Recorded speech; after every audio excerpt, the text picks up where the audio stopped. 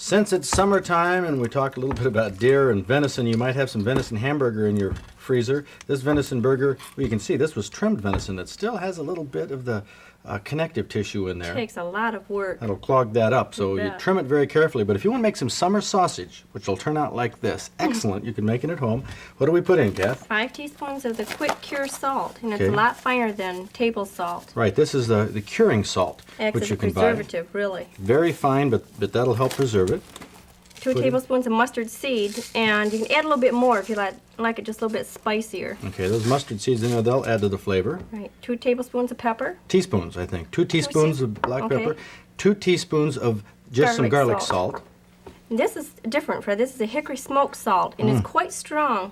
Yeah, it sure is. That's very strong, and we add about 1.5 teaspoons of liquid smoke. Right. That kind of gives it some moisture. Form it into a Now, log there's 2 about different this size. ways, too, you can make this, either with beef suet or with ground chuck. You're going to add a little bit. I tell you, the details are all here in our Club Digest. But you pop this in the oven For at 8 hours. less than 200 degrees. Right. We're going to come back and show you what this tastes like in just a minute. But right now, let's look at.